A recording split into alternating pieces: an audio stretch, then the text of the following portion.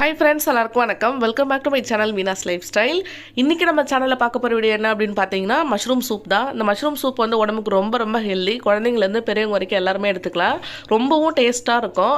ரொம்பவே டேஸ்ட்டான mushroom soup எப்படி பண்ணுறது அப்படின்றது தான் இன்றைக்கி நம்ம பார்க்க போகிறோம்.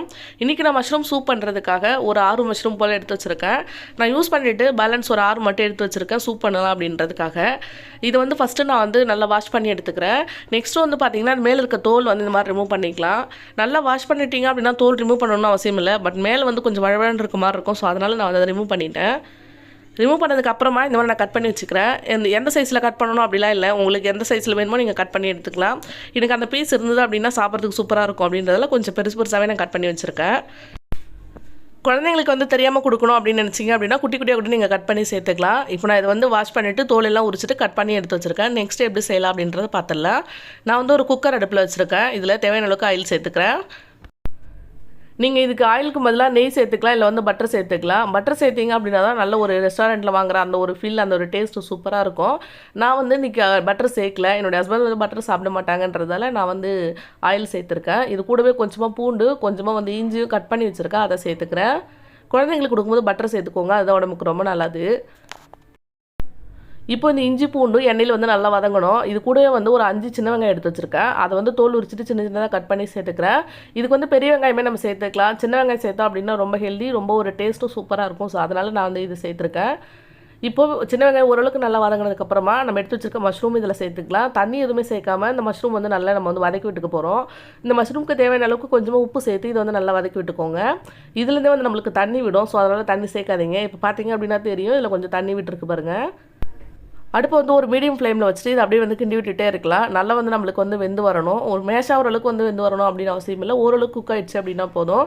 பொதுவாகவே வந்து மஷ்ரூம் நம்மளுக்கு சீக்கிரமாகவே குக் ஆகிடும்.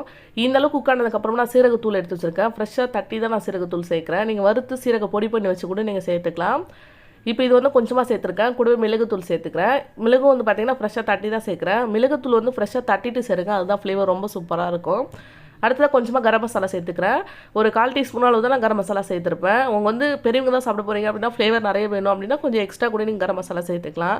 நான் வந்து பாப்பா கொடுக்க போகிறேன் அப்படின்றதெல்லாம் கொஞ்சம் கம்மியாகவே சேர்த்துருக்கேன். இப்போ ஒரு 2 பவுல் அளவுக்கு நான் தண்ணி சேர்த்துக்கிறேன். இதுக்கு தேவையான அளவுக்கு உப்பு சேர்த்துக்கலாம். மசாலா வந்து பார்த்திங்கன்னா நம்மளுக்கு அதிகமாக எதுவுமே தேவையில்லை. மிளகுத்தூள், சீரகத்தூள், அப்புறம் வந்து கொஞ்சமாக கரம் மசாலா, அவ்வளோதான்.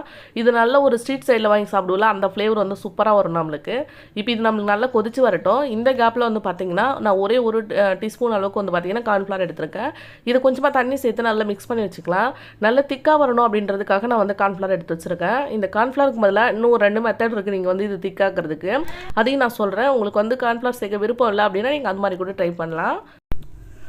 ஸோ கார்ன்ஃப்ளவர் வேணாம் அப்படின்னு நினைக்கிறவங்க வந்து ஒரு கப் அளவுக்கு மில்க்கு கூட நீங்கள் சேர்த்துக்கலாம். அப்போ நல்லா க்ரீமியாக இருக்கும் நம்மளுக்கு. மில்க்கு சேர்க்கவும் வந்து உங்களுக்கு விருப்பம் இல்லை அப்படின்னா இந்த மஷ்ரூம் வந்து இப்போ நம்ம வதக்கணும் இல்லையா, அப்போ கொஞ்சம் மஷ்ரூம் இன்னும் நீங்கள் எக்ஸ்ட்ரா நிறைய சேர்த்துட்டீங்க அப்படின்னா கொஞ்சம் எடுத்துகிட்டு பேஸ்ட் போல் அரைச்சிட்டு அதை கூட இதில் நீங்கள் சேர்த்துக்கலாம். அந்த மாதிரி சேர்த்திங்க அப்படின்னாலும் கொஞ்சம் நம்மளுக்கு க்ரீமியாக கிடைக்கும். இந்த 3 ஆப்ஷன் இருக்குது.